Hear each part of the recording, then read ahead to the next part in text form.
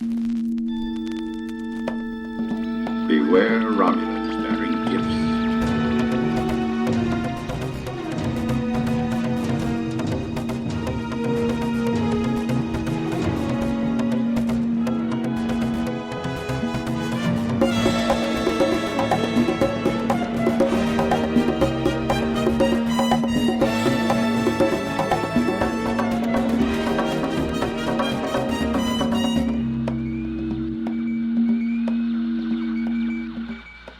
Hi, this is Eric. This is Carl. And this is Sean. And welcome back to Romulans Bearing Gifts. And I don't know about you guys, but this episode that we're about to gave me a little bit of whiplash.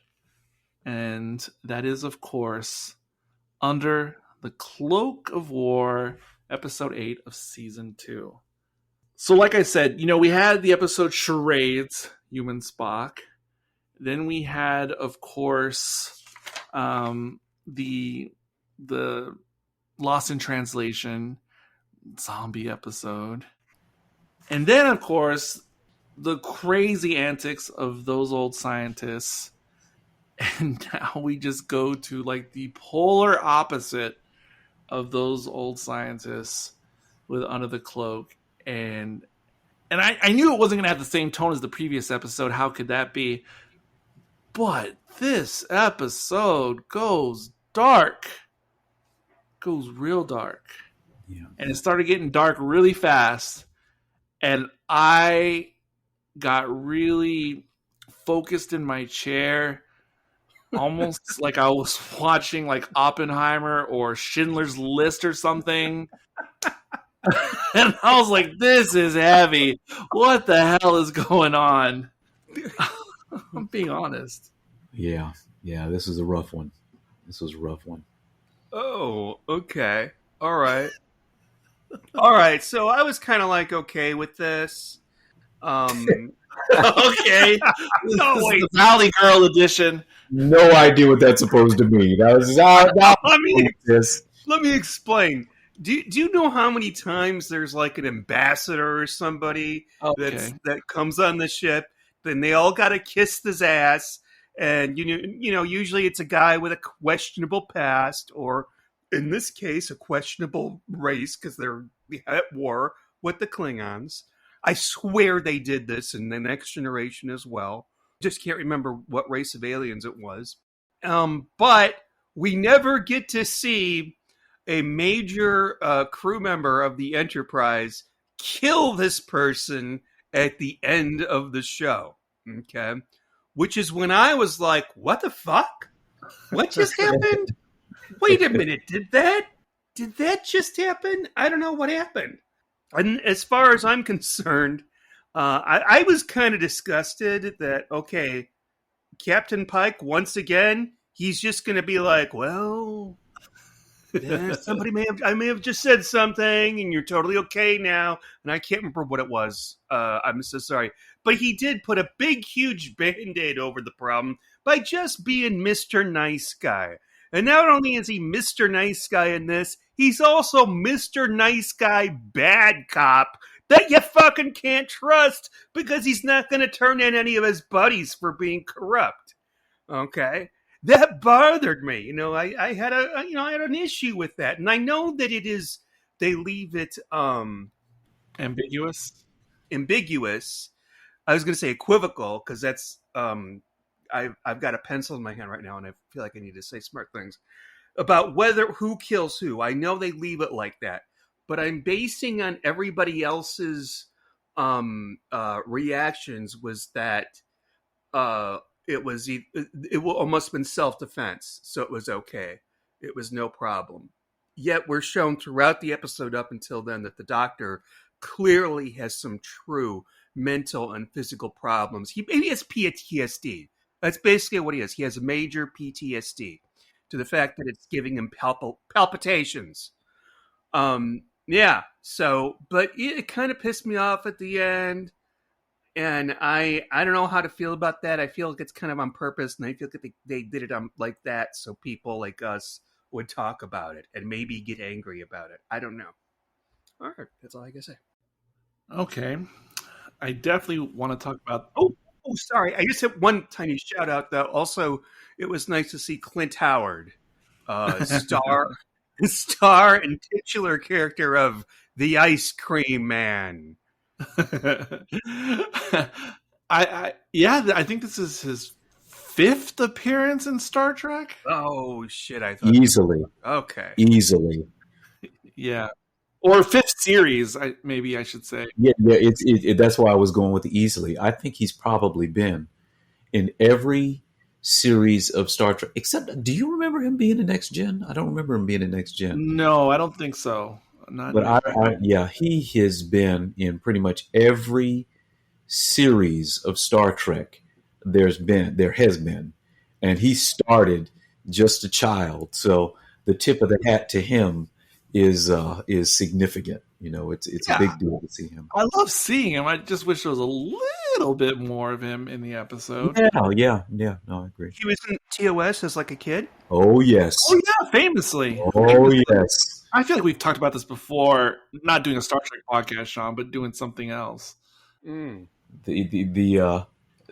the Tranya guy is what it was. Yeah, if you Google it, it's usually considered somewhat of an iconic image of Star Trek if you don't know what the image comes from. Yeah. It's kid with a headband and all silver, alien captain of a ship. Oh, I think I know what you're talking about. Yes. Yeah. A big ship, very big ship. But anyway, yes. And I definitely want to talk about the stuff Sean brought up, and we will discuss it for at least 45 to 60 minutes, just that aspect. But before we get to that, let me just set the table a little bit. The Enterprise, as Sean said, is hosting this ambassador who's a Klingon, who's defected, who was this notorious general or leader in the Klingon conflict, which, by the way, Sean, was happening in the Discovery series in season 1. So it's something, if you've been keeping up with new Star Trek, you're aware that's a thing that happened a few years back. And then another thing to take away from back with Discovery, and then I think it was explained in Discovery season 2, because of course we had some of the Strange New Worlds crew in season 2 of Discovery. It was, or maybe this was explained in Strange New Worlds season 1, but the Enterprise under Pike, because it was considered like a special flagship or whatever, was not really directly involved in the war that happened in Discovery. They sent the Enterprise to like the other end of the quadrant, away from war. So a lot of the crew, including Pike, had no direct experience in the conflict. But of course, we have crew members now who have joined the crew, at least 3 prominent ones, Chapel and Benga and Ortegas, who were war veterans who have now transferred to the Enterprise. And this is a bit of a thing because they saw the horrors of the war up close and personal. And this guy, again, was the notorious general for a major part of the conflict. And the actions that happened with him defecting ultimately ended the war. And anyway, so he's now on the ship, and there's animosity with those 3 characters while the Enterprise is rolling out the red carpet. In the meantime, there's a lot of uncomfortable situations, even if comical, like the first one with Ortegas talking to Uhura on the bridge when General Ra first comes on board, and she's basically talking smack about him as he is behind her. There is the dinner, which is quite uncomfortable as well. I mean, not just for the characters, but for you as a viewer.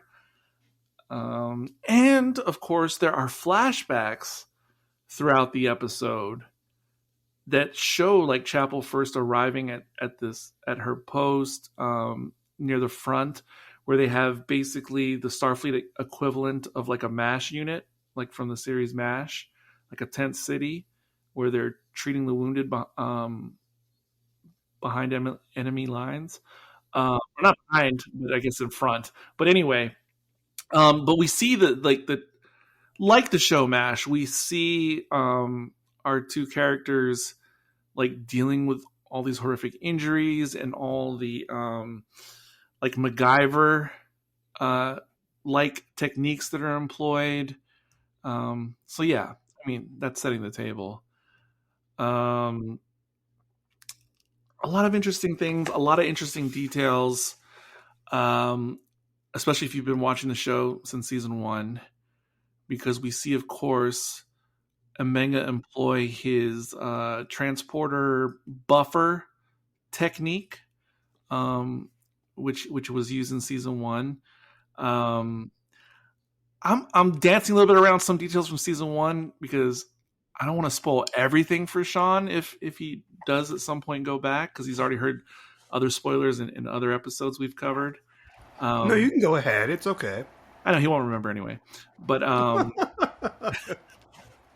so, it's interesting to see the origins of that technique. Something I wasn't really expecting that we saw in the first episode of season 2, but the mysterious vial of green liquid, I didn't think we were going to get an explanation for that down the road. I don't know why. I thought that was just kind of a weird throwaway thing in the first episode of season 2. I mean, on reflection, it seems kind of weird because if we know anything about Strange New Worlds, they don't usually do throwaway things like things. They very much follow like the Chekhov's rule of you see this thing. Oh, it may not be fully utilized or explained in this episode, but just wait. But I did not see that coming.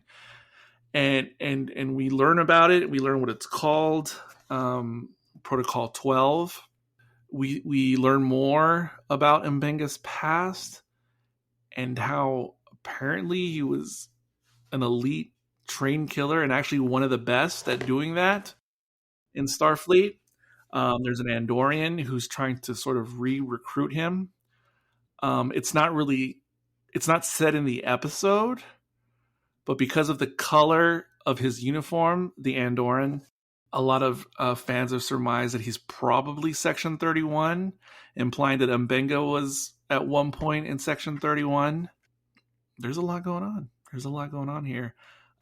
And there's a thread, a heavy thread, of Ra once he discovers about the veterans, but especially Mbenga, and how they served in the same battle and in the same conflict, so near to each other but on other ends.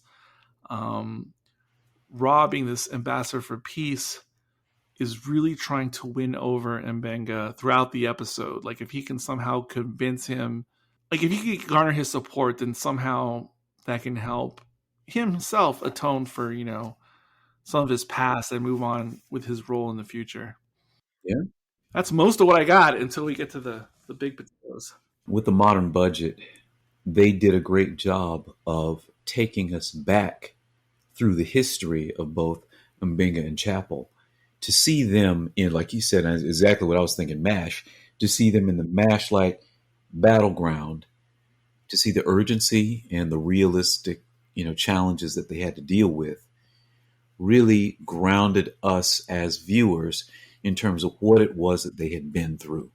They could have easily had us tell us what they had gone through or try to describe it, with words, but to take the time to bring us back to that place. And it's a place we've been curious about. Mbenga has always had a mysterious past about him, and particularly the connection between Mbenga and Chapel. We've been wondering about for the whole series. What did they have? What was this connection? So to literally see them in the trenches together added a certain depth and gravity to what we have known about his character and about the bond that we had not up until this point really understood between Mbenga and Chapel.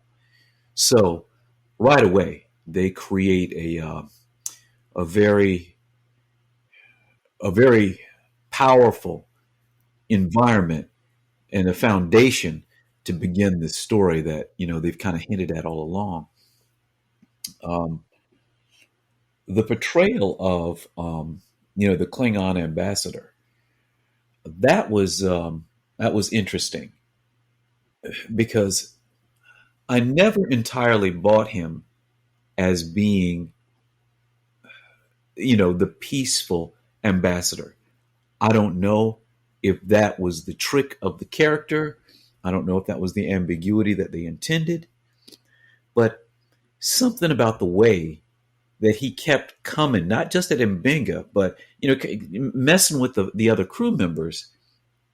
On one hand, you would think that he is desperate to try to create a bridge between them, but on the same token, the way he was doing it, it was clearly provoking him, and that he never went on either side of that was a testimony to his portrayal of the character.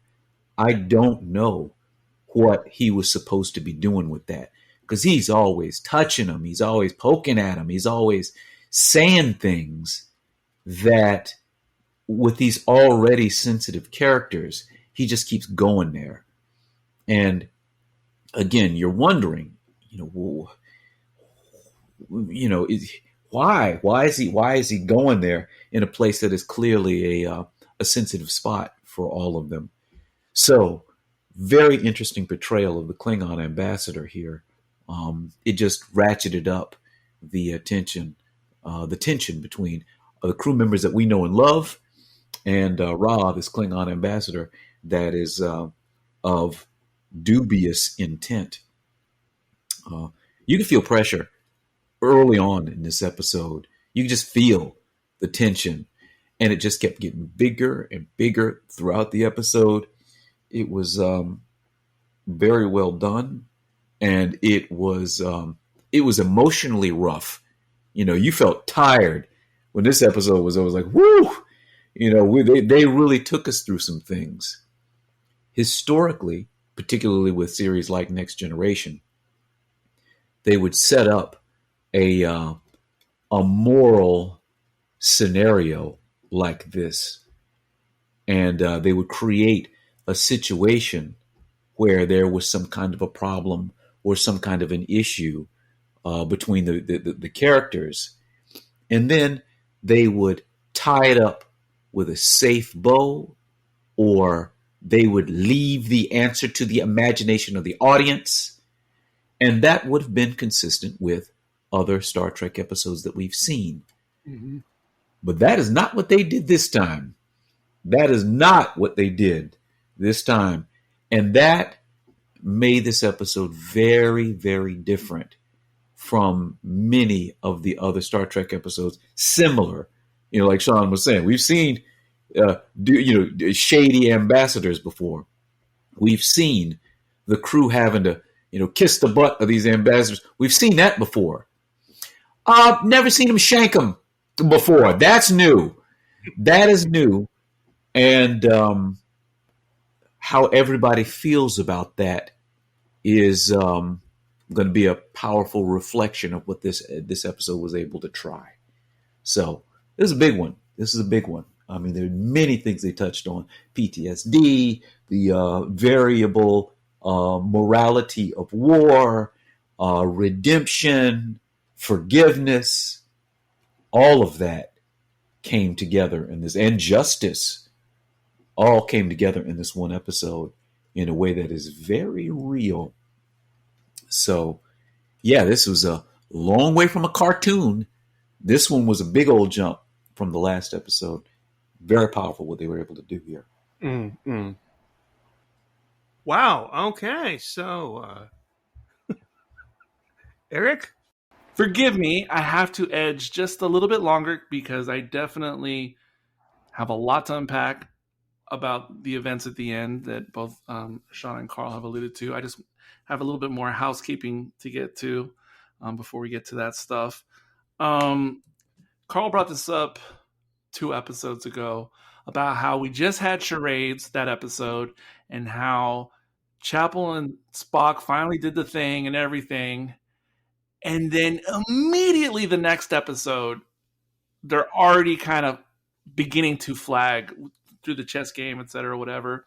And then, of course, in those old scientists, Boimler drops the big one on Chapel and kind of like devastates her. And I'm just like, come on.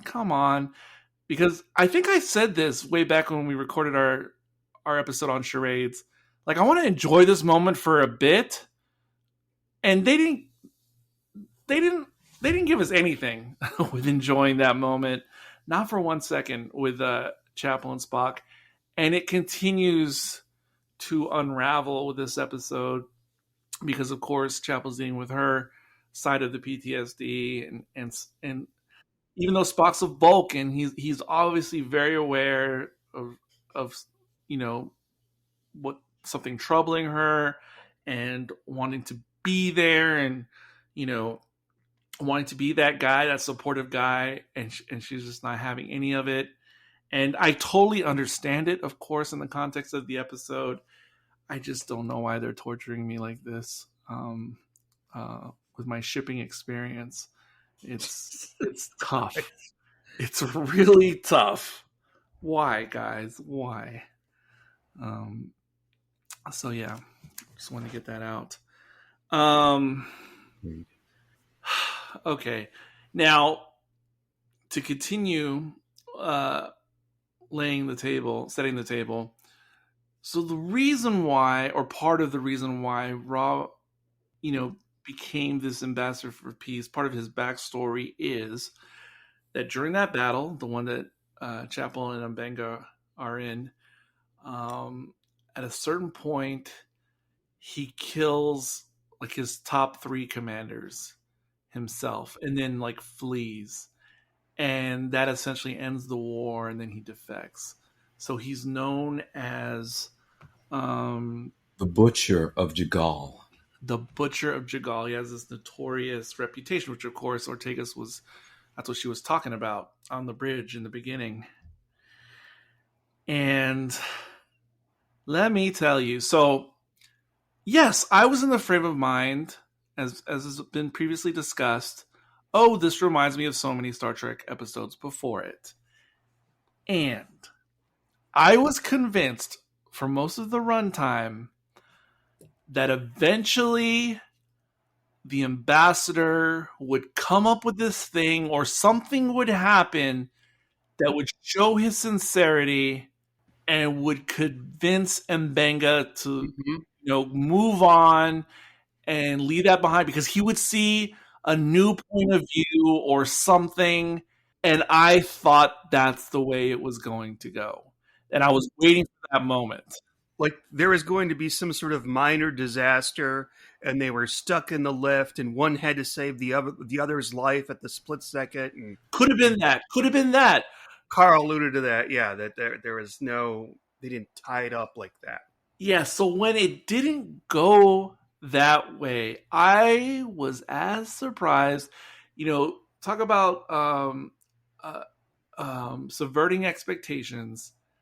They completely got me on this one.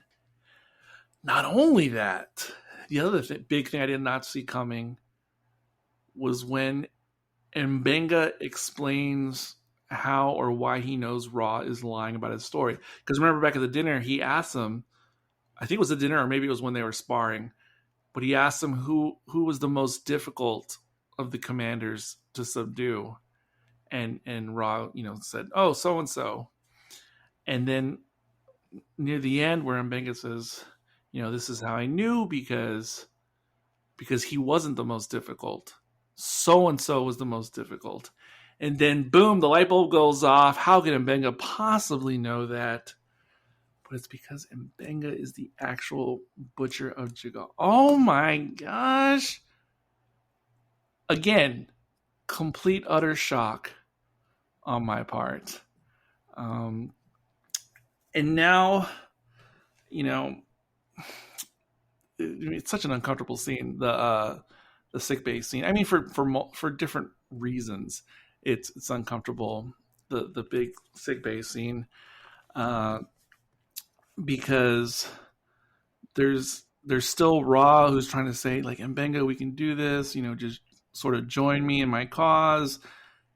And then there's a tussle, and of course, Mbenga has kept the notorious knife that he committed the deed with. Something happens behind some frosted glass. and Ra falls to the ground, and we see he has the knife in his chest, and of course Chapel comes in. Another thing I need to say about this episode, I had mentioned recently a little bit on the podcast and to you guys, my co-hosts, that in the last month or so, I've been getting a lot more plugged into involving myself in like fan threads and message boards, mainly in the Strange New Worlds, the unofficial Strange New Worlds Facebook group. But I've been engaging a lot more than I normally ever have on any type of message board system in the history of the internet. And let me tell you guys, and you too as well, pertaining to this particular episode, I have never, ever, ever engaged this much on the internet with strangers on this subject. And if you were to add up all my little posts and replies and responses and all this debate that's been going on concerning this episode online, I'm honestly, I've written more than 1,000 words. I've typed more than 1,000 words on this particular episode, and in particular, the big scene in sickbay. So I've been through the ringer on this. I mean, with other people. With debate and arguing and you name it. So I just want to put that out there. I've never engaged so much with any topic ever as much as this on the internet. What do they argue about? There are many things. Okay. But the primary thing is many people, because oh my God, this episode divides the fandom so much. Many people feel that Mbenga outright murdered the ambassador, and followed by some version of "this is not Star Trek" or "this is not my Trek" or "screw this character. I may have liked him before, but now I'm writing him off, and perhaps the entire series." Massive misstep, goes against everything. Roddenberry would be like spinning in his grave right now. That's the major point of contention. There's other points, but that's the big one. I mean, I don't know that much about the character of the Doctor, but is he the type to hold a grudge so much that he would commit murder? I don't think we've had an indication of that before now, unless it was something to do with his daughter. That was in season 1. Outside of that, we don't really know that much about him. Okay. This is a tough one because we are balancing a couple of ethical issues. You know, the first is Ra did end up murdering, his order ended up murdering a lot of civilians, including children. It was his words and his order that made that happen. And apparently there was never any justice regarding their loss. So Mbenga sees this imbalance as something that needs to be corrected. An additional challenge is it's not just that Mbenga had the dagger. He had the dagger ready. You know, it wasn't tucked away on a shelf and they happened onto it during a fight. He had that case out ready in anticipation of Ra showing up. And again, you know, Ra going too far, poking and prodding at him, you know, resulted in the confrontation between the two of them. But Mbenga was not incidental or innocent in this situation. He more than created a scenario where this would be the likely outcome. So, you know, the ethical challenge that we are dealing with here is, you know, the needs of the many, the needs of the one, and how all of that balances out. I don't know what the answer is. I don't know what the answer is, who was in the right and who was in the wrong here. But it is clear that Mbenga created a situation, a scenario where things would go the way that they did. There were too many, premeditated steps there for this. He didn't just trip on a bio bed and this happened. He didn't hit him with a beaker that just happened to be around. There was a very specific set of steps laid out to allow this to happen. Now, I had a slightly different read on just the parts you brought up right now, Carl, in that I kind of felt, and I could be wrong, but I kind of felt that, so I think Mbenga has always been storing the knife in the case in sickbay. So that's already, in my mind, an established thing. It's not like he took it out of storage and then set it up in sickbay or something like that. I think it was always being held there. I know he was, he had it there before Ra ever came. He had it there. He looked at it. He'd been contemplating on it. But I personally did not get the sense that he was ever expecting he was going to use it in any way in sickbay or on the Enterprise.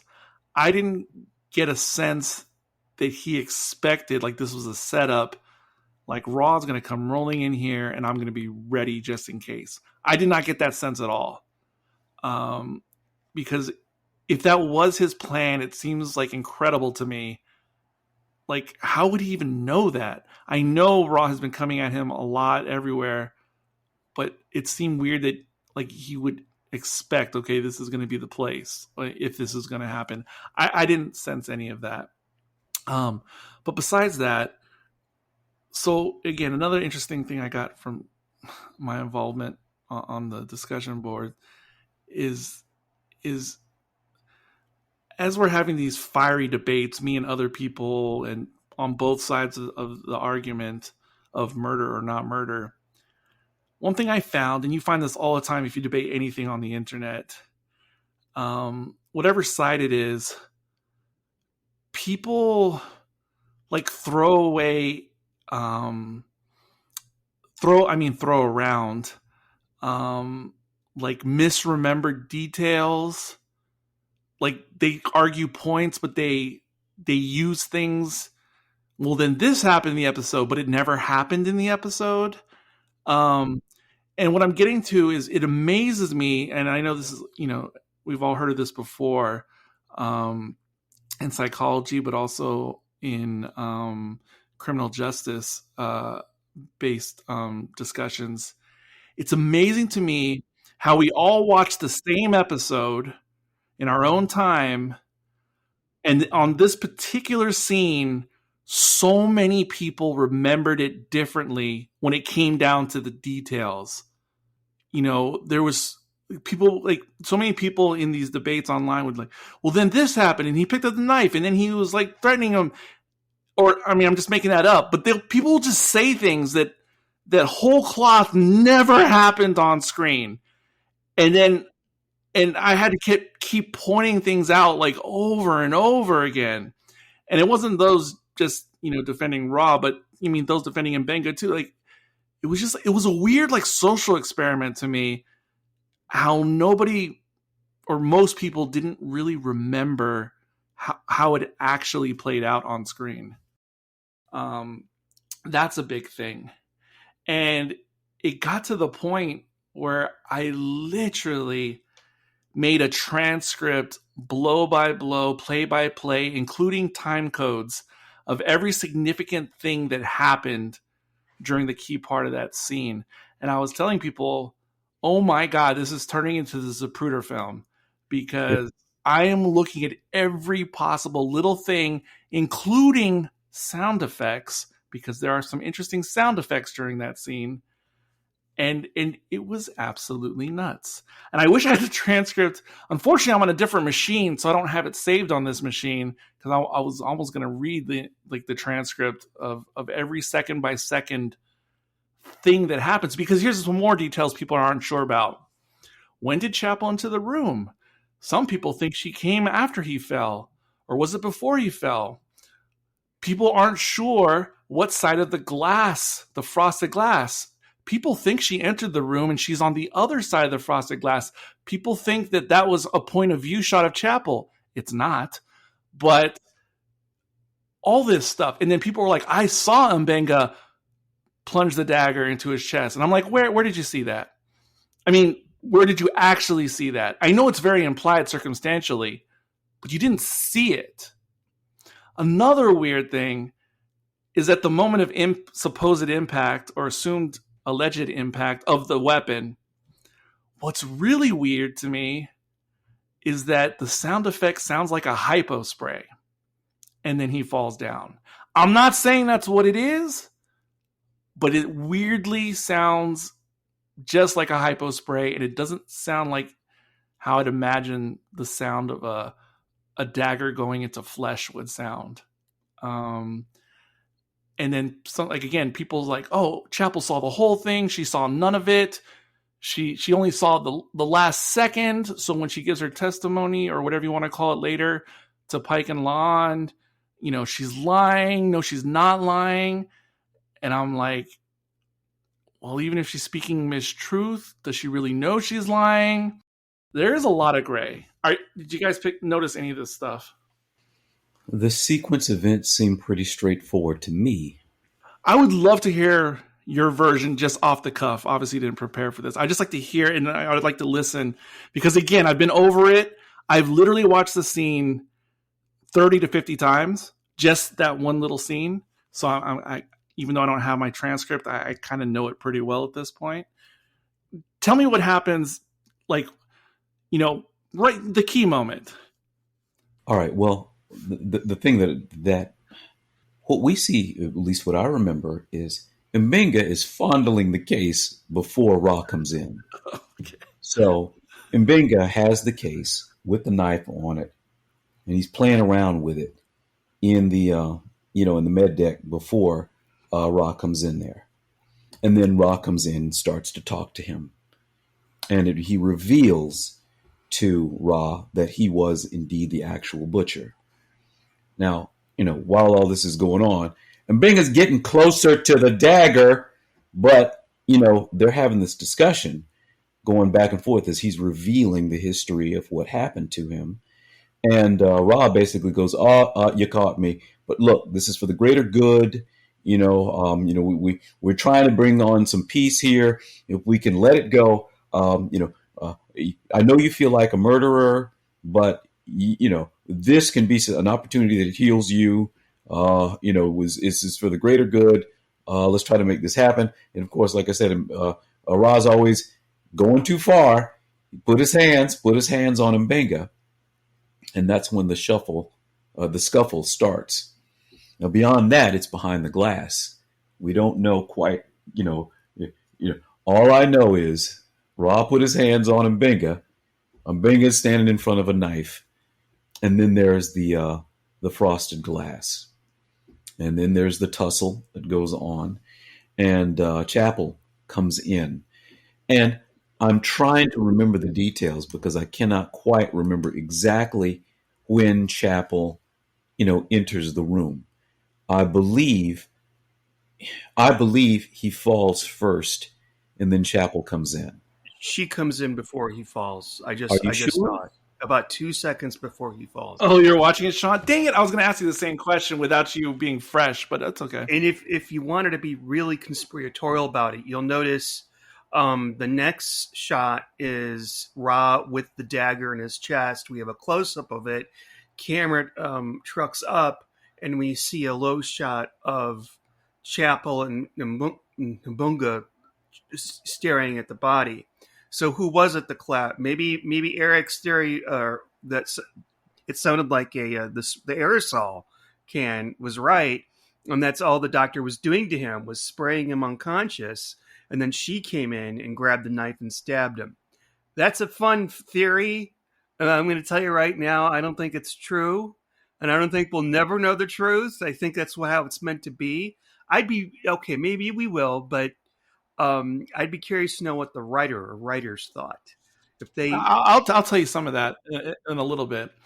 Okay. And I love that you said that, Sean, but at least you put it out there about how even if it's perhaps not likely, but there's still the possibility that Chapel actually had a hand to play in things, because that was very lost on a lot of people. But I sensed the same thing that you sensed.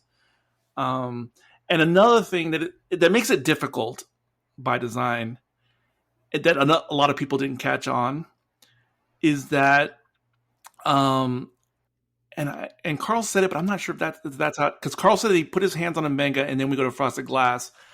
I don't think they physically touched just before the Frosted Glass scene. I'm pretty sure, because this is his perpetual lines. No, I know, but let me get to what obscures things by design by the makers.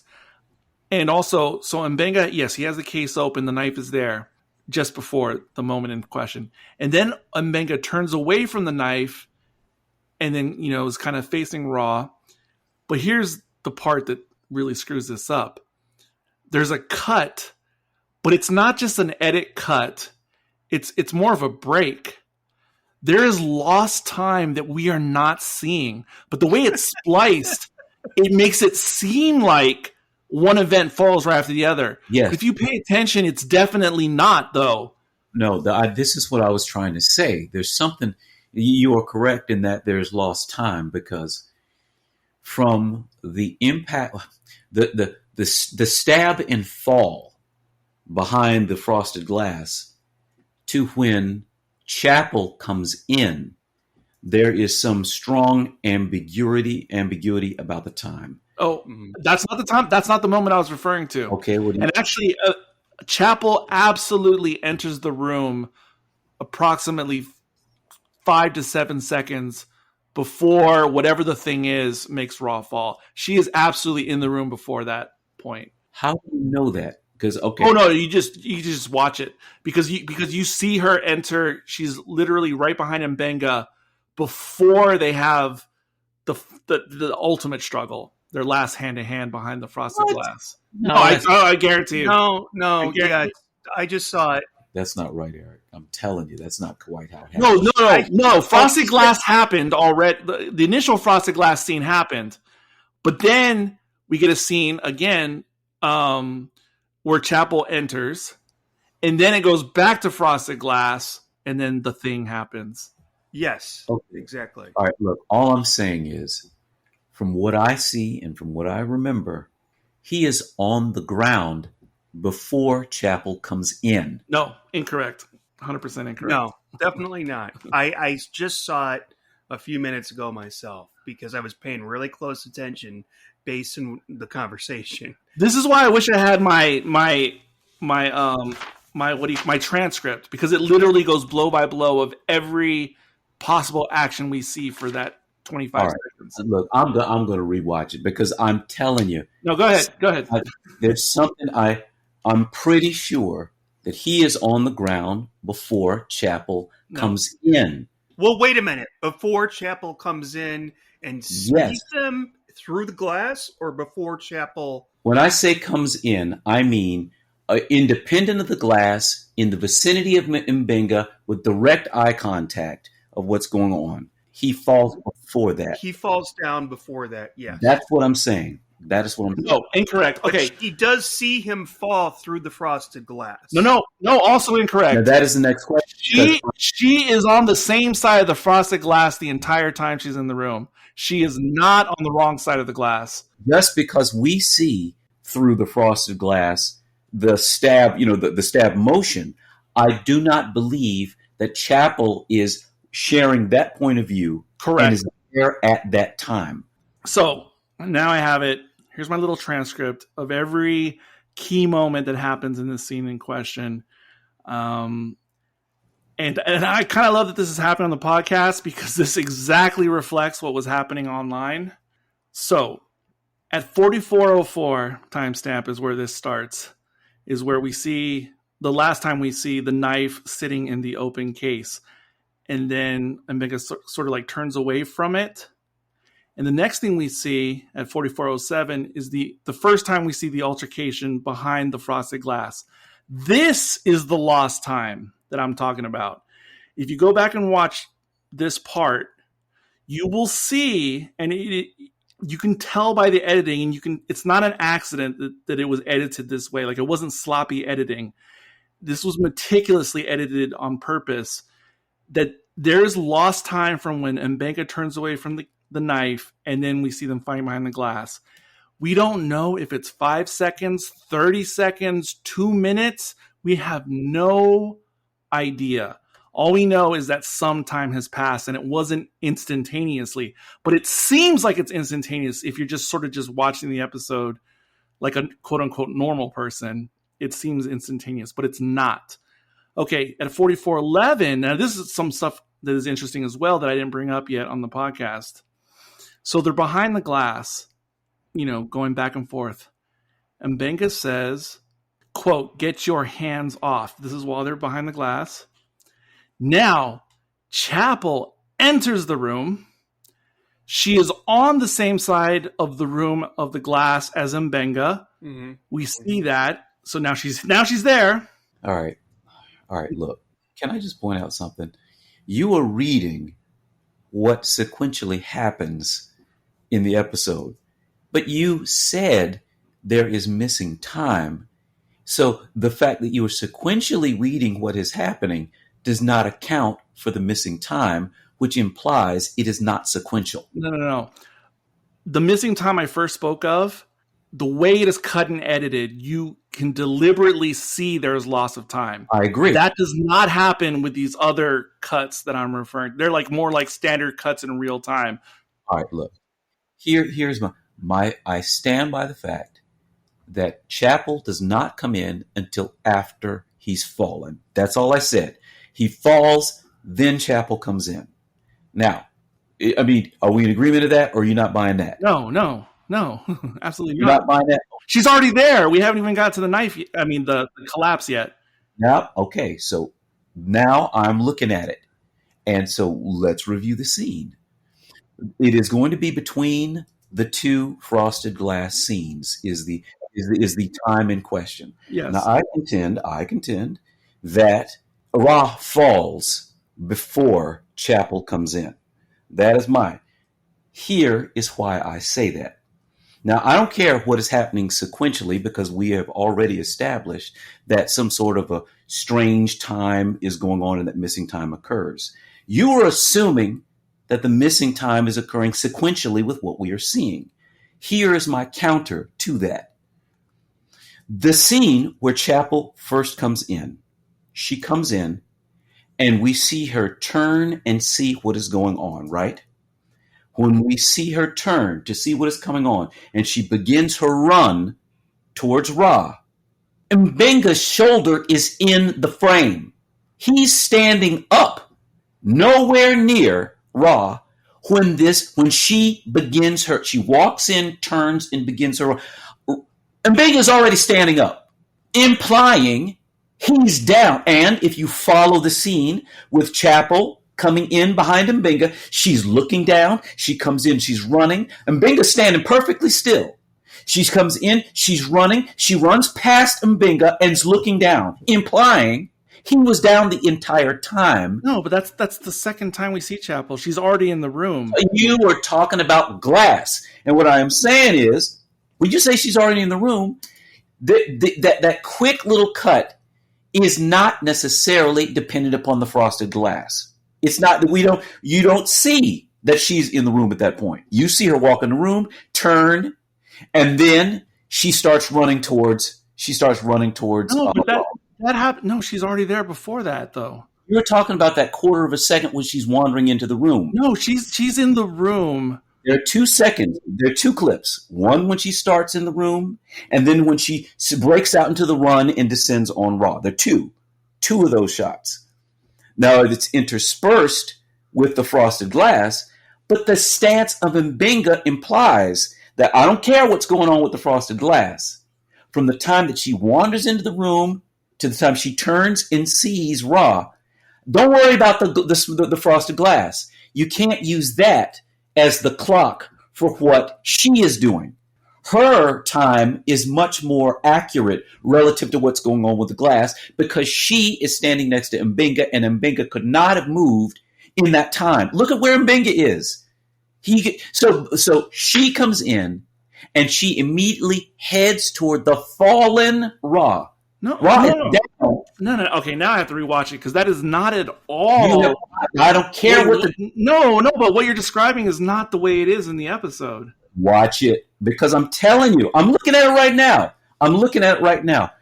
You are describing what happens sequentially, but if we agree that missing time is what is happening, you're going to see there's a scene when she's coming in and she cuts right past the standing M'Benga. Now, they already had the tussle. There's no way that M'Benga could be standing up in a prone position to allow her to walk past him, see him, and then run in front of him unless you account for that missing time. When she comes in and runs towards Ra, whatever they intersperse there, that time with her running in there, we can assume that is uninterrupted time, not the smoky glass scenes. That's cut strange. So I'm looking at it right. I mean, again, unless they did something particularly bizarre, the real big hint is, where is M'Benga relative to Chapel? Look at it, and you see M'Benga's shoulder standing perfectly still, standing up when Chapel cuts behind him and runs towards Ra, implying that she was not there to see the tussle, implying he was already down when she comes in. So I'm looking at it right now. We agree that the smoky glass implies a time that is not necessarily what's going on. I'm sorry, I just watched it right now. There are only two. And it does not line up with what you're describing here. Listen, I'm looking at it right now. There's one scene. She comes in, she turns her head, they continue to fight, then he's down, then she moves towards. Okay, now you are saying she continues to fight. They continue to fight. You are saying that because the smoky glass shot is cut in there. I am not certain that is actually sequentially what happens. Okay, wait. Now, here's my defense. Here's why I say that. I agree that sequentially I see them tussling behind the glass at that moment when she comes in with her pad and she turns and then they cut to the smoky glass. Now, I agree, sequentially on the screen, that is what we see. My issue is if you go to the very next moment where we see her begin the run towards Ra. Look at M'Benga. He is nowhere near Ra. Okay. I understand what we're talking about now, I think. Okay. So she's beginning this run towards Ra. My assumption is her entry and then running toward the Ra is a more accurate consecutive time than what we see with the smoky glass. Okay. It makes more sense that she would walk in, turn, and run towards him, that would be actual timeline versus the dramatic tussle behind the glass, which is not assumed that it happened sequentially. My only defense for this is, in the second time when we see Nurse Chapel recognizing what happens and turning to run, and M'Benga's already standing up. You can see his shoulder in the shot. He's already standing up. He's nowhere near Ra. Not that he's standing up, not that he's backing up from what he's doing. He is standing there when she comes from around behind him. I think I got a grasp on this whole thing from all angles. I mean, from your point of view and my point of view. Okay, there's one little thing I'll concede, but I will stick to the rest of what I have said.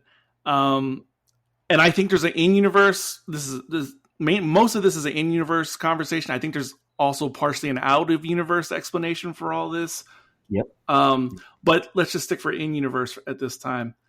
I believe that the sequence of events is correct as presented.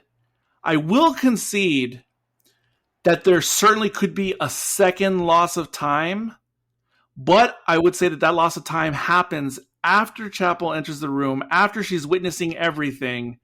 Then there possibly could be a loss of time that is unaccounted for, as you describe how the placement in the room changes and everything. I'll grant that. And so we don't know what could have happened. There's lost time where M'Benga composed himself or whatever. But I still think the sequence of events holds true, at least, as we see. I think as we see, Chapel turns and looks, potentially lost time and the frosted glass. But I will still stand by more tussle happens for unknown amount of time. Raw falls, unknown amount of time, and then Chapel runs. Wow, that's a lot. That's as much as I'll concede, though, because I still think that's a lot. But that's a lot of unknown time. Okay, so I will also. I'm just saying those unknown times are possible. That's all. I will also give you that after he falls, there could be unknown Chapel time there too. I'm just saying. I really think there is there for sure. Yeah, well, doesn't it? It sounds like you're both dancing around that she could indeed have stabbed him. Yes, in defense of him of the doctor. I'm not saying that happened, but I do think it's open. Like it's an open possibility based on the information we're given. The second loss of time that he's referring to, that could be a possibility. I agree with that. And the conversation that she has with Pike immediately afterwards, like they're looking at the knife and they see the blood of 3 different Klingons on it. Therefore, it must have been it must have been Ra's knife, right? Everybody thinks that Ra has the knife, but she's composed. She's holding herself there, and there's just something about her. Maybe I've seen too much Columbo. I don't know. But I think they did it on purpose. But she seems kind of shifty-eyed and kind of like, okay, hold my breath. Are we going to get away with this? Are we going to get away with this? I think they did that on purpose. I think that was a total creative choice. And they had her play it that way to set off that whatever that sense you have. I think that was all by design. And another curious thing about that part, because everyone's like, well, yeah, and what about this shady nurse who just like outright lies and covers, for the doctor, and we get they have a relationship, understood, but still she's compromising her morals and ethics, yada yada yada. And I think it is that part is very open to interpretation as well. I don't think there's one set way, because in my mind, when Chapel is suggesting, look, it has the DNA, it's obviously Ra's knife. He's the butcher of Chagall or whatever. I don't know if Chapel is intentionally lying or if she's unintentionally speaking a untruth in that scene, because I don't know if she knows Mbenga's secret. And of course she very well could know. She could have known already, or Mbenga could have told her. Very possible, but I also think it's possible that she doesn't necessarily know that. And I also think that was by design as well, by the creators. Well, the way this scene is cut, there is a lot of nebulous time. And, it would be quite the twist if she killed him, or if she stabbed him. I mean, given the variable time that we're seeing in this scenario, and given your sound effects analysis, it could be that Ra and Mbenga tussled, Mbenga stunned, whatever, hypoed him, fell down. She ran in, saw he was down, and she could have stabbed him. Yes. Yeah, that's what Sean said. That's a possibility. Like I said, the only thing that I have is the clock that I am using of Chapel's run.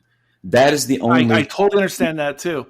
But and another little wrinkle that's interesting in the sound, at the point of the hypo spray sound effect when Ra goes down right after, right before that happens, Mbenga says, "Don't."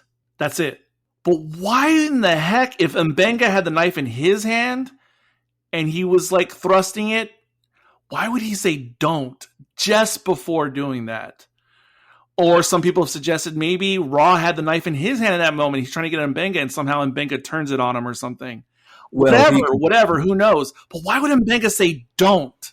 Well, at that point, it could just as easily be that Ra saw, grabbed the knife, went at Mbenga, and Mbenga hypoed him.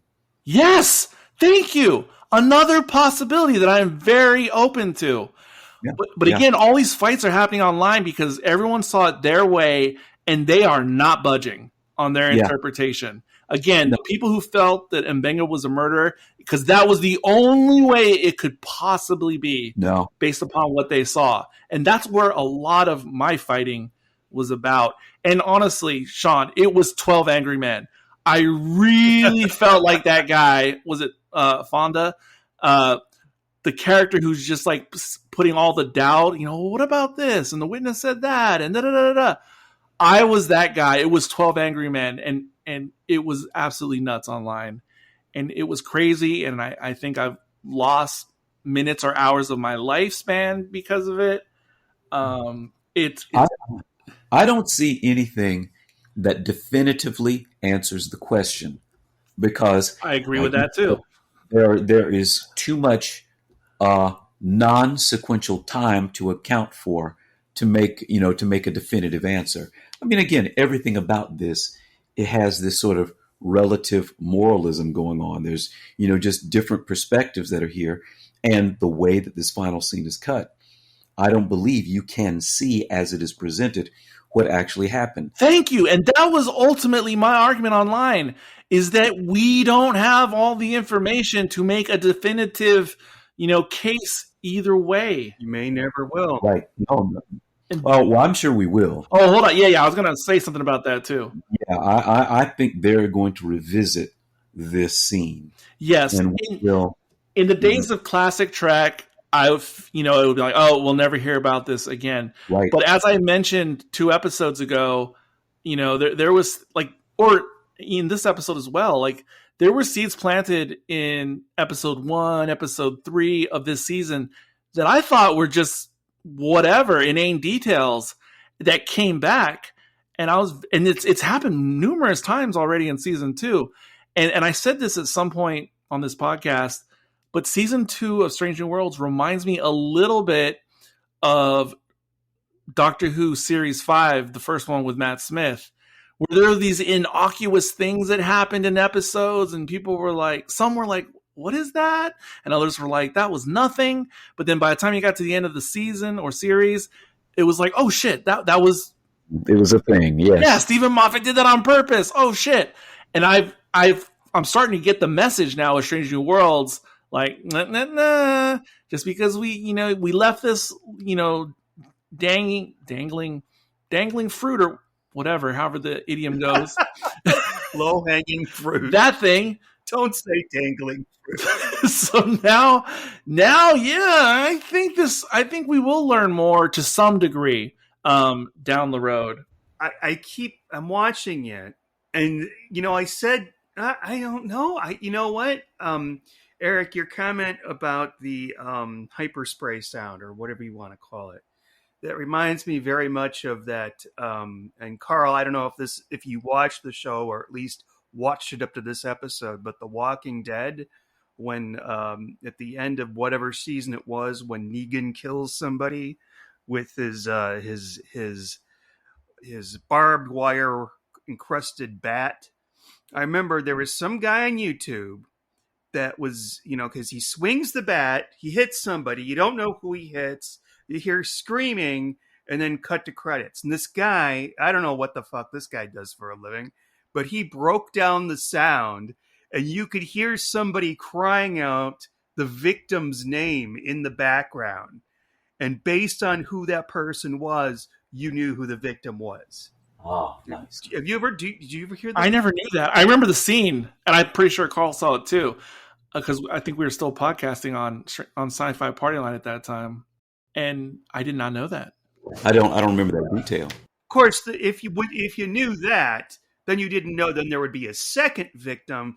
But at the end of the day, nobody cared about that one. It seemed right. But, yeah.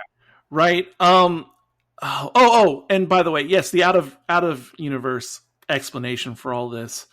So I watched the Ready Room, of course. It's been so good lately. and they of course spoke about this. So they actually shot 5 or 6 different versions of this scene with different happenings, with different details. Okay. And, there was a version where it was explicitly shown exactly whatever happened. So there was 5 or 6 different versions, and ultimately they decided to, obscure it, make it open-ended, make it non-definitive. And so because they had those multiple takes, I'm guessing that's why with the editing as well, we may be seeing little takes different snippets from different takes. So that might make it all even that much more confusing, I think. Not just the lost time, but also positioning of people in the room. Yeah, just artifacts of the editing, how they chose to cut it. Yes. Yep. So that plays into it. There are many variables we're balancing. Like you said, the real world issues, maybe they didn't have enough material, maybe they cut it this particular way, or is this supposed to be sequential? Is there a dreamy difference in what's going on? There are different ways to see it. Yeah, but well, they're not idiots, and they know that fans are going to do exactly what, Eric said they're doing online. So we'll see what's going to happen at the end. Yeah. I loved, there was different versions of what you and Sean said about, perhaps Ra didn't even die from the knife. It was just a way to cover up what really happened. And I don't exactly know how it actually, if that were the case, but I just love thinking about that possibility. Yeah. Well, I'm pretty sure the knife took him out, but we don't know how he fell. So, yeah. And, maybe they'll have an episode where the Klingons want to have a tribunal with the Federation. Let's find out what really happened. And they have a whole courtroom episode where they discuss exactly this. Well, I thought you were making an Undiscovered Country joke, Sean. Are you, or are you not? Oh, no, there's an actual... No, that's a fucking... I thought you were making a joke. Because in Star Trek VI, the last full movie featuring the original crew, it starts off with them hosting a dinner with an ambassador from the Klingons because they want to make peace for the first time with the Federation. And we don't know who beams over to the Klingon ship and murders a bunch of them. Oh, wasn't that Doc Brown, a.k.a. Professor Plum, a.k.a. Christopher Lloyd, who did that? I'm sorry. No, that was Star Trek 3, The Search for Spock. No, this was what's his name? Plummer. David Warner. Oh, I'm sorry, David Warner. David Warner. Plummer was there, but he wasn't the one who was killed. Right. Yeah. And then no, Christopher Lloyd. Yeah, Christopher Lloyd was in Search for Spock. Yeah, that was 3. Christopher Plummer was another one. Yes. Yeah, he's in this movie, Undiscovered Country, the one where the ambassador gets killed, where Werner gets killed, and then Warner. Yeah, and then Kirk and McCoy and Spock, but not Spock. Kirk gets put on trial, like in front of a Klingon council and this and that. But it's like what do they call it? Kangaroo court. Like it's all. So I thought you were alluding to that. And I was Klingon court. Bum, bum, bum, bum, Klingon court. So I was laughing because I thought, Sean's making a Star Trek joke. Plaintiff, what is your case? Yeah, and actually, the public defender was retconned to be like Worf's grandfather. Okay, because he's played by Michael Dorn. But anyway. Oh, okay. So okay. I was going to say something else. Oh, yeah. So we already discussed the big thing that riled up fans, but there was little things again, like chapel covering, and then also once again, people like, what is up with Pike and his weak leadership? Mm-hmm. That he just kind of like, oh, let's talk about it. Oh, you don't want to talk about it? And Benga just says like at least 2 times, I didn't start the fight. I may have, wanted it to happen, but I didn't start the fight. And even that is duplicitous. Well, because Remember, Ra did put his hands on him. Absolutely, absolutely.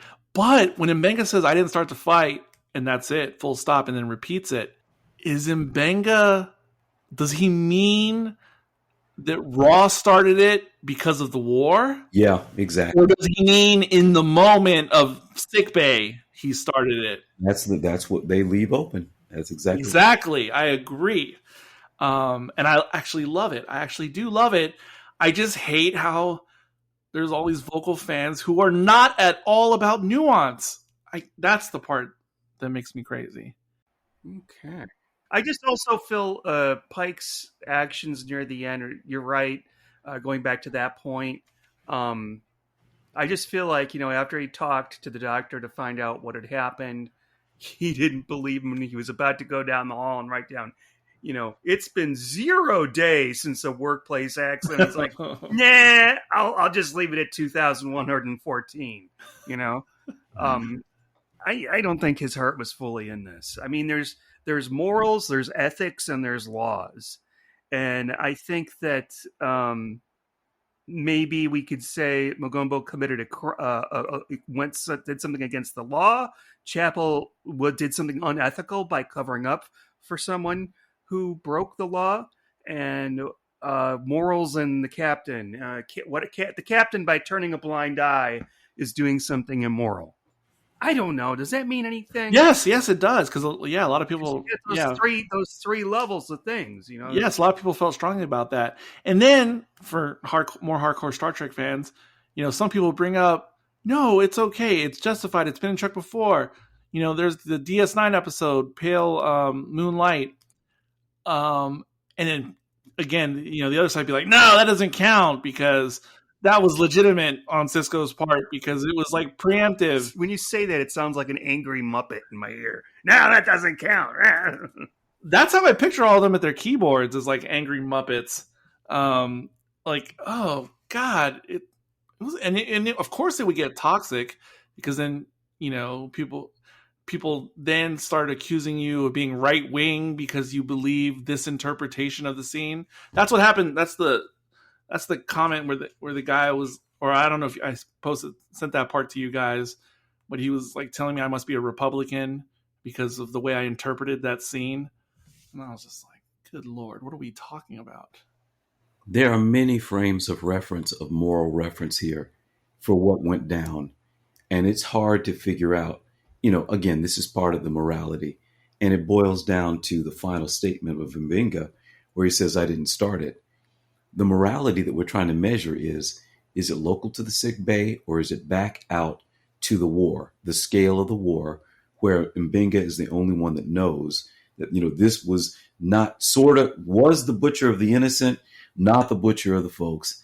And at what scale is this, quote, justice being let out?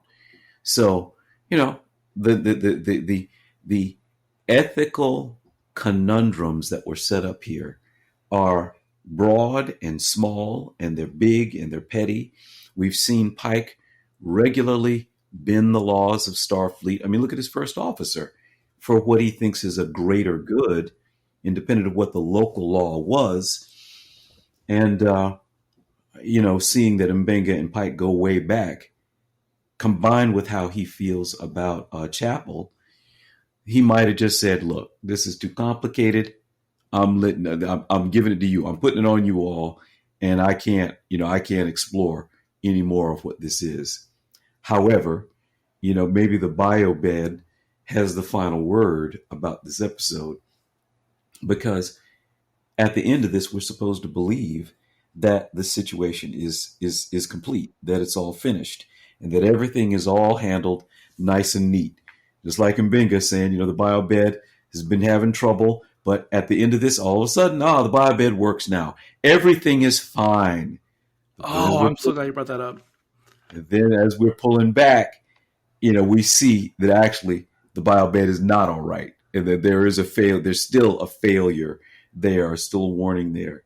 So, we don't.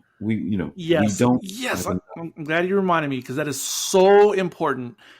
The bio bed metaphor throughout the entire episode, I thought was another super awesome element of the episode. as a whole. And that particular part at the end that you're talking about, Carl, to me, it was such almost like a Black Mirror vibe. Yeah. When you had the message after Mbenga left the table and it was like all good. And this is definitely an indication from the writers or makers that we are going to revisit this. Not necessarily this particular issue, but we are revisiting. This is a through line. This isn't over. Agreed. Yep. Yes. Yep. I love that. Some other things people brought up, not necessarily criticisms, but a lot of people thought that the person, if someone was going to go crazy on the crew or harm someone, a lot of people thought it was going to be Ortegas as they were watching the episode. And you kind of would think that, before you get to the end. And another thing about Ortegas, everyone, me included, has been just wanting more and more of her participation in episodes and want a proper Ortegas episode because Lotus Eaters doesn't really count. And this is another time where you thought maybe you were going to get more, but then you kind of, after the dinner scene, she's kind of put, on the back burner again, which kind of sucks again. But just a thought. Oh, another thing I was going to say. If we just focus on the flashback sequences for a second, or the revelation that Mbenga was the true butcher. Okay, let's putting the sickbay stuff aside. I think more should be. It should be more illuminated the fact that Mbenga, even if he went rogue justice or whatever during the war, the man single-handedly ended the war, the horrible war. Whether he did it through, the proper channels or not, this guy is potentially an incredible, war hero, and nobody knows except for Mbenga, maybe Chapel, and that is crazy. Yeah. Yeah. It is. There's countless. I mean, if we pretend we're in universe, there's countless thousands and thousands, perhaps even more lives that were saved because of the actions of Mbenga. That's true. That's true. And that's maybe why Nurse Chapel stepped in to help him. Maybe. Commit a little murder even after the fact. And then Raw ultimately, after watching the whole episode, I'm not saying he deserved to die. I'm not going that far. But once the truth came out and was revealed to us as an audience, I really felt that guy was so skeevy, so not good. I don't. He reminded me very much of a politician in the worst sense. Yeah. That this guy will just say anything to save his skin or to better himself. It's Machiavellian and narcissistic. And I don't want to start naming real politicians, but I just put him in the same barrel as some of those yahoos. I don't like this guy. I don't care if he's doing the right thing now and potentially making good. I don't feel that he deserves to be in that position as a peace ambassador. But that's just me. And some people say, well, hey, the ends justify the means in Raw's case. That so what if he has this checkered past? If he's doing good now, it's all good. I personally don't accept that, but that's just me. And I absolutely don't think the character was reformed. Absolutely not. In his heart or whatever. No pun intended. Yeah. It's hard to know what his intentions were. Wow, man. I've been waiting to get all of that off of my chest. It just, those interactions, they've sort of been weighing on me like a cloud hanging over me or something. And I feel like I can put it behind me now. That's my version of fan PTSD. That I just went. I'm not trying to equate it to real life veteran PTSD. It was a bit traumatizing. I'd never gotten so many notifications on my Facebook. I've never interacted with like 50 strangers back and forth. And again, there was one or two people who actually threw like I said, accusations at me that had nothing to do with Star Trek or the episode, and that was a little bit weird. Clear, people are bringing their own perceptions to things here. They're bringing in their own stories. But if anything, I still all of this though, the fact that so much conversation was generated, I think it's a success of sorts of the episode itself. I agree. I mean, again, it's all about the different levels of moral exploration. And I think there's a strength to not having a definitive answer. And we don't have an answer. We are only left with questions and possibilities. And that is what the exercise is about at this point. Mm-hmm. And as I said, there was definitely a camp out there who were upset because this didn't follow the Star Trek model of happily ever after, or that type of closure. And there was, a camp who was very turned off by that. But I think, especially New Trek, I think it has to go to these places, these moral places, here and again. And I was thinking about this as we were talking. This was a new thought that occurred to me about 20 minutes ago. Analyzing this episode a little bit more, like taking a step back from it, I think there's and I'm not sure if this is intentional or not, you can tell me, or just a happy coincidence. But I think there's another internal metaphor in the story between the Enterprise crew who are war veterans and the ones who aren't war veterans. Because in a weird way, I think that kind of represents this schism in the fandom. And the ones who want Star Trek to always be happily ever after are the ones in the episode who never experienced war. And then the people who are like, no, this is great storytelling. This is, an examination of the human condition. Those fans, I think, are metaphorically represented by the veterans in the episode. I don't know. Am I crazy? Okay, I'll take that. There's an aspirational component to Star Trek that, goes all the way back to Roddenberry's vision, which is the series is supposed to represent the best of humanity. And after we have moved beyond our differences, what do we do together? However, even, during Next Generation's time, even when Roddenberry was still at the helm, there was a push to bring more challenging stories, interpersonal conflict in terms of the stories, to the show. You remember the first season or two of Next Generation. Everybody was, happy-go-lucky, together in rompers, not a whole lot of conflict amongst the crew. But the more interesting stories started when there were divisions among the crew, differences among, the humans and within Starfleet.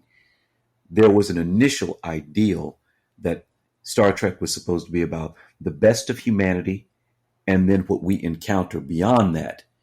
But for real storytelling and to make it grounded and relatable, they started to focus on the challenges of humanity itself. And, that was an issue that Roddenberry literally fought till his grave. It was after he died that the crew, Berman and all of them, took Next Generation in a different direction than he originally started. So, yeah, it's consistent with what the show's been about and an internal conflict that's always been there. There we go. Any other final thoughts or things to mention before we rate it? I'm spent. I kind of am too. I mean, like I said, I feel relieved just getting it out, just getting it out of my system. So, does someone have a unit of measure? How about Cisco toasts? Interesting. For someone, when I hear Cisco, actually, the first thing that comes to my mind is the company that provides that, like, that sells like plastic forks and other, durable goods for companies and etc. So I was like thinking about that. Toasts makes sense. Yeah. Yeah.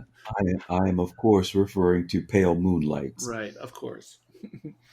Which, if anyone doesn't know, is often considered one of the all-time best episodes of DS9. And I think we did on this podcast a million years ago. And one of the few times like this episode where Starfleet or individuals from Starfleet were forced to cross a line for peace, for progress, something like that. Yeah. And I had my tomato shield up earlier because I was going to compare some of these themes to Oppenheimer, but I won't. Because I knew Sean would throw tomatoes at me if I started making more Nolan comparisons. Yeah, he used to stop with the Christopher Nolan stuff. It's becoming crazy. It's part of my DNA at this point. I can't help it. I walk in his bedroom. I don't know what he's doing. He could be thinking about Christopher Nolan in there. I often am. But okay, I'll go ahead and go first. Out of 5, oh my gosh, you know what? I haven't actually thought about this. I am going to,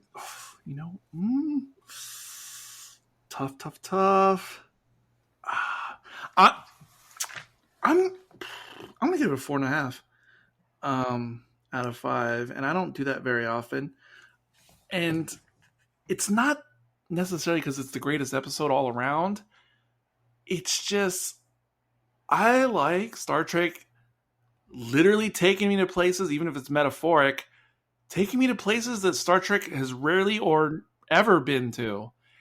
And I was fully invested, besides all this malarkey of who shot first. I was fully invested in the story. Most of the Mbenga scenes, I was riveted. Like, this was a serious drama. I was all in. So because of the taking the chance and going to such a dark place, I'm sort of giving it like an extra half point for that. So there's my 4.5. Sean? Well, I'm going to give this a 3.5 out of 5 Cisco toasts. You know what? I thought it was just standard Star Trek. Okay, there's an ambassador on board, and he's gonna turn out to be a villain, maybe, or there's gonna be prejudices, which is exactly what happened. But then the last 5 minutes or so, or 10 minutes, or however much, I'm like, Jesus Christ, they went there? Are they ever going to show if he did it or not? Or was it self-defense? I think that's very compelling. I thought that was a really great move, and it came out of nowhere.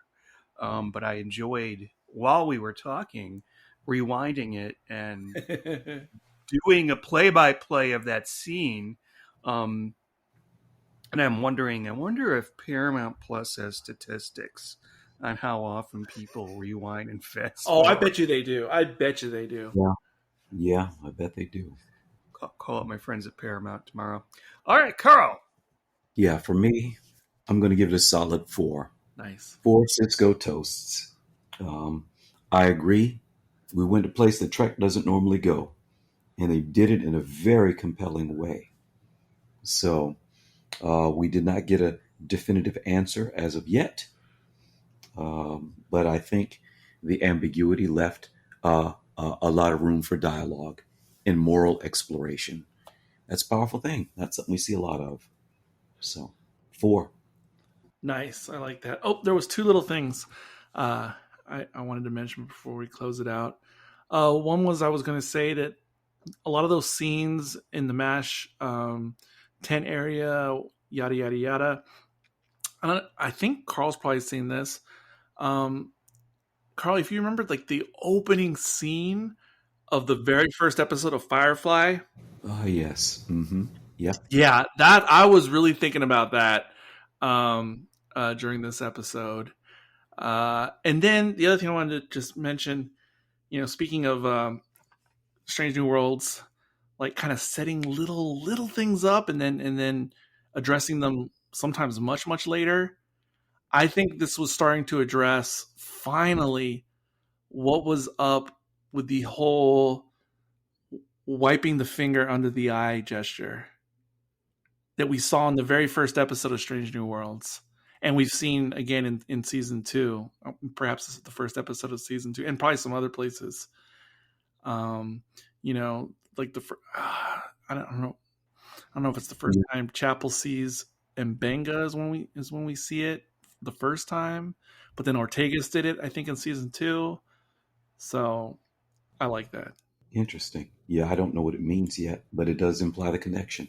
Yeah, I feel like it looks like wiping a tear, but it also, to me, it means something to the effect of, like, I see you. Yeah, well, we will see. All right. Oh my God, why do I feel weird right now? I almost feel like the hair on the back of my neck is sticking up. Okay, closing out the show today. This is Eric. This is Carl. This is Sean. And until next time, don't touch the doctor.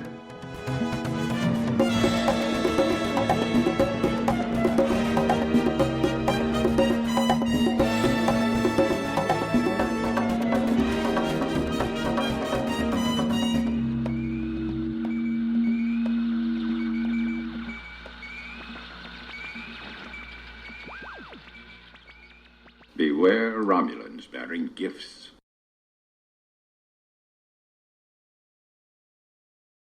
Don't touch the doctor? Oh, shit. Oh, my gosh. When he grabbed him, like, at the dinner when he was leaving, I thought, like, he was going to punch him in the face, like, in-universe and out-of-universe. Like, the way Mbenga was playing it. Don't touch the doctor. Oh, and another thing I noticed in all this horrible discourse online is that when people start criticizing the Mbenga character for whatever reason, they like to throw in this business of, I can't even understand a damn word he says anyway, or I need to put on subtitles because I never know what he's saying. And I understand. I understand he has an accent and he's of Nigerian descent. Totally get it. I don't have too much trouble reading, but it's perfectly understandable to me that other people would. That being said, I just watched, the Ready Room, the most recent one, and the actors interviewed in that episode, and surprisingly, in the interview, he seemed to have a lot less accent to me. I mean, he still had an accent, but his English was a lot more clearer and easier to understand. So I was almost wondering, is that part of the character? But I don't know. I've seen people saying stuff like that online. Whenever they do, I just post a picture of Pelia under it. She's so good. She's so good. She is good, but she's hard to understand sometimes. Yeah, that's true. That's true. Hello and welcome back to the surprise bonus section. I'm sure not as much of a surprise at this point. And back to cover what should be my last of these little catching up corner episodes, because I'm finally caught up to where they've recorded up to this point with episode 8 of Strange New Worlds Season 2, Under the Cloak of War. And unlike the other episodes where a couple of them I commented, I'm curious what the fandom thinks about this, I'm curious what my other hosts think about this. I still don't know exactly what the details are, but Eric did warn me in a prior recording that we did on a different feed. He warned me that during the recording for this episode, there was some hotly contested discussion about a particular scene in this episode that him and Carl, went to blows. Not quite that far, of course. But we're definitely doing some more intense sparring than usual. And he didn't specify what moment, and now that I've seen the episode, I'm still not sure what moment that could be. I think I have at least one idea, but I'll save that for a little bit. But either way, I tried to put that aside as much as I could and just take the episode for what it was. And for what it was, this is yet another very strong episode in Strange New Worlds.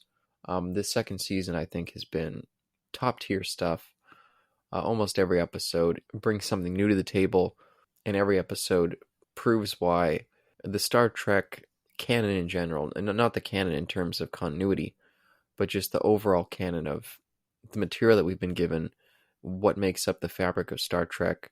Oh boy, Strange New Worlds is the first time, probably since DS9, where if you remove this piece of the Star Trek tapestry, Strange New Worlds, I really think you'd be missing something this second season. And I mean, this show has been incredible. And this is coming from me, someone who's the biggest skeptic around when it came to all things new Trek post, well, quite frankly, post Voyager.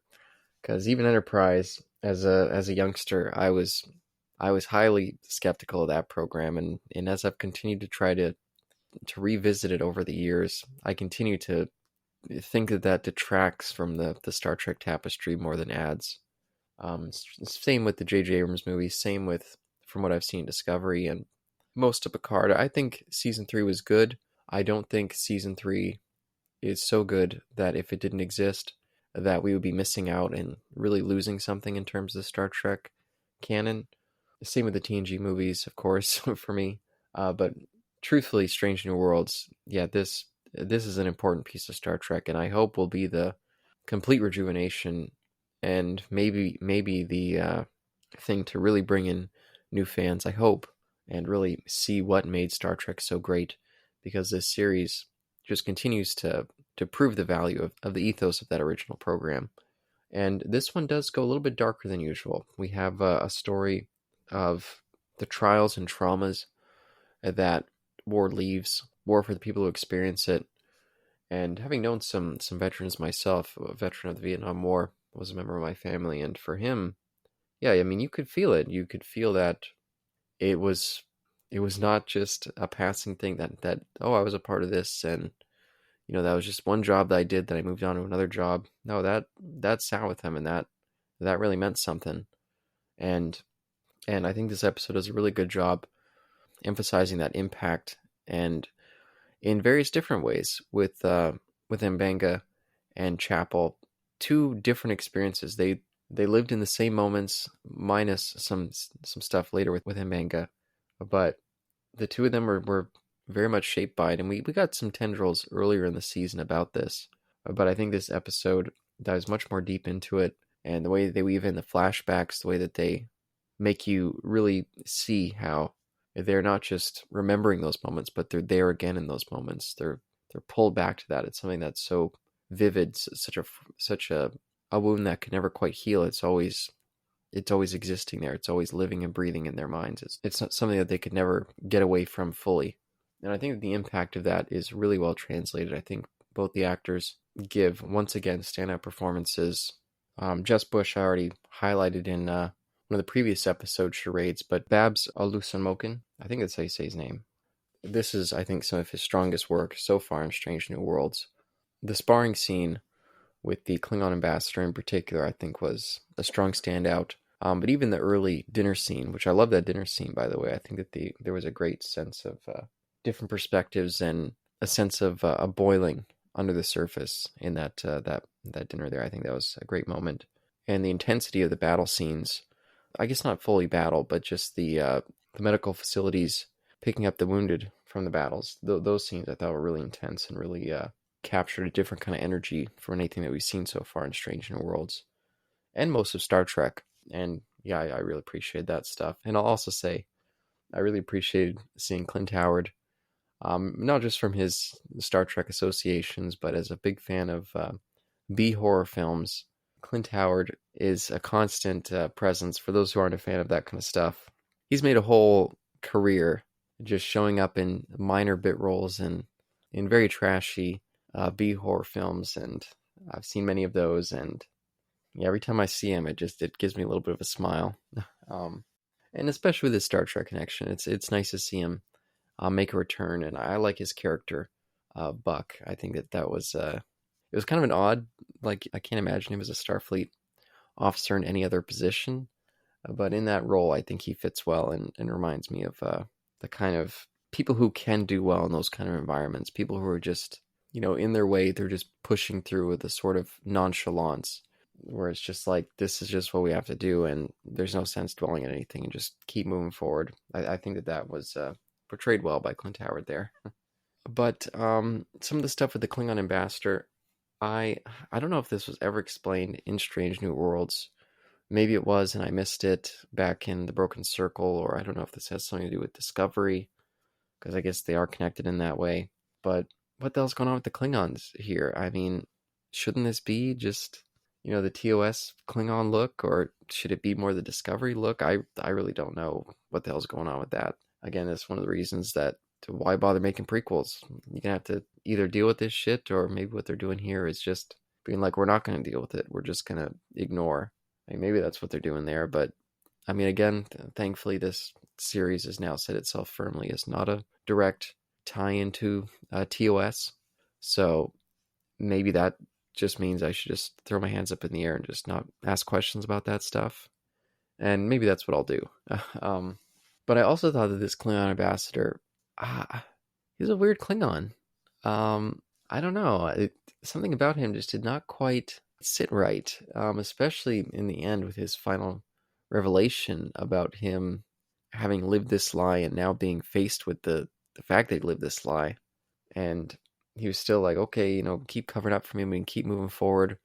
I was like, wow, this is a Klingon who seemingly has no qualms or cares about honor. He seems much more caring about his career with the Federation than with what honor means to him. And occasionally we do see Klingons that are a little bit more driven in that way. But I think that this is the most extreme that we've seen so far. And yeah, he felt strange. Something about him just did not sit quite right. Something about the attitude. I like the utility of the character, and I think that the performance was also good by a guy who was a frequenter in Supernatural. Like, he played an angel. I can't remember the role, his name. I didn't look him up, but I remember seeing the actor on that, and I think he was doing a fine job. It just felt like a very unusual Klingon. And I guess I'll get to now, because I feel like I'm actually going a lot longer than I usually do with these. The bit that I believe might have been the controversial bit, or at least the bit that would divide viewers, and that is the fight that leads to the ambassador's death, which I actually think they handled all that stuff rather quickly.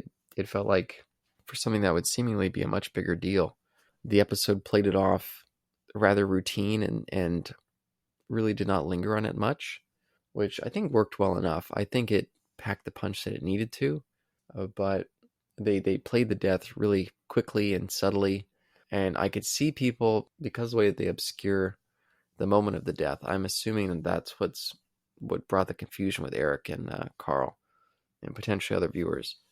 Maybe just debating, what happened here? Did M'Benga start the fight and kill him? I don't know. I don't know what the argument would be. Personally, I don't think that, at least in my opinion, I'm sure to some people it matters very much. To me, it doesn't matter. That's not the point of that moment at all. The point of the moment is that whether M'Benga struck the first blow or whether that guy struck the first blow, M'Benga, he was already considering and already thinking about wanting to finish that job before he ever showed up in that room. That's why he had the blade out and was looking at it, because he was thinking about that moment and the fact that he left things unfinished. At least that's what I think, because he'd already had it confirmed, like, oh yeah, this guy, he seemingly has no shame about the fact that he is lying about all this, and he finds it so easy to move on from what he's done and act as if he can be redeemed for that, when M'Benga, in his mind, there is no redemption, there is no forgiveness, there's only justice. And yeah, when he's looking at that blade and the guy came in, like, he clearly did not want to murder him in that moment. That's why he begged him to leave. But once he didn't, I mean, M'Benga was already 1 foot over the ledge, and all he needed was the impetus to be pushed. And whether that was the ambassador actually pushing him, or arguing too much and grabbing onto him, or just not listening to M'Benga's pleas for him to leave, and eventually just the pot overboiled and he grabbed that blade and stabbed him. I don't know. I don't know if there's arguments that, somehow the ambassador grabbed the blade and killed himself. Who knows what the arguments would be. Again, I don't think that stuff actually matters to the overall point of the episode, and I think that's part of the reason that they obscured it, because what matters is the journey that M'Benga went on here, and the fact that in the end we've seen that, yeah, he's a much darker individual than we realized.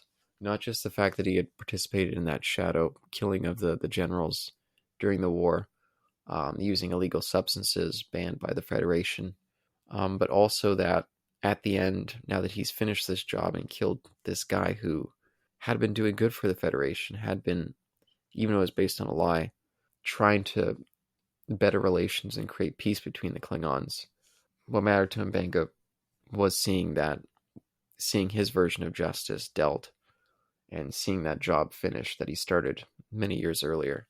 And I get the sense from the way that they left it with the obvious connection with the biobed, I think they called it, with him repairing it during the episode and mentioning, like, there's no way to repair something like this. All it is maintenance. I get the sense that this plot with Mbenga is definitely not come to its end. And yeah, I think it's an interesting place to leave it. It's a much more gray moral area, because, I mean, at what point are you so far away removed from the crime?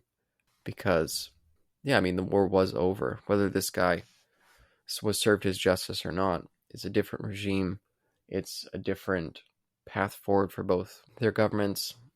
With the ambassador, they're looking for a path forward to stop any more of these wars, potentially get an earlier path to peace. And Mbenga taking this guy out in this way could be a hindrance towards peace. And, I mean, again, this isn't a direct tying to TOS anymore, but could this have greater implications on when the Klingon War ends in this new continuity or new timeline? I don't know, but certainly isn't helping matters for a Klingon ambassador to be essentially murdered on a Federation ship. Whether the Federation frames it as, oh, he attacked a war veteran from this place, maybe they could get away with framing it that way to Federation officials, but I guarantee those Klingons are going to be like, oh, these Federation people are traitors. Look how dishonorable they are. They killed an ambassador visiting their ship. So, yeah, so dark move. And again, I don't think Mbenga was going to go and just murder this guy in his cabin, but he was definitely looking at that blade, and Nurse Chapel was right there to back up his story, and to frame it in the way that they need to. And the end discussion with Pike and Mbenga, I think that there was a chilly kind of aspect coming off from Mbenga in that moment, a very icy element that I think it was well performed. I think it adds a new layer to this character. By the way, this is a complete side tangent, but I couldn't help thinking about it during this episode. I was like, man, we really haven't touched on his kid at all since the end of that plot in the first season. I mean, maybe in an episode like this, back during the battle, maybe there could have been some mention. It almost feels like that aspect has been a little bit stripped from his character. And it makes it feel a little bit weird. I feel like this would have been the perfect opportunity to mention the daughter. I mean, he makes mention of, we're doing this to protect the people close to us back home. So it's a vague mention. But that daughter was such a big deal in the last season. It just feels like just a kind of a dropped thread. But yeah, I've already gone way too long on this little stinger. I apologize for how long this one's gotten. But a very strong episode. Might be my second, maybe third, probably second actually favorite of this season so far. Charades than this, then probably Ad Astra, Per Aspera so far. But I'm excited to get to the next one. This will be my return to the feed with the rest of the crew to discuss the episode, the only one that I've seen making the rounds, the musical episode. I've seen much discussion around this. I've not actually looked what the material of the discussion is. I don't know any spoilers, and I don't know whether people are liking or disliking this one. All I know is that I've seen many an article and many a Facebook post and YouTube thumbnail focused on it, but I've avoided all of them. So I'm very curious to see how this one's going to stack up. And I do have a bias. I love musicals, and I frequently enjoy musical episodes as well. So I guess we'll see what comes of this one. And thank you once again for listening to Romulans Bearing Gifts. Hope you're enjoying our coverage of Strange New Worlds Season 2. And hopefully you'll catch us again on the next one.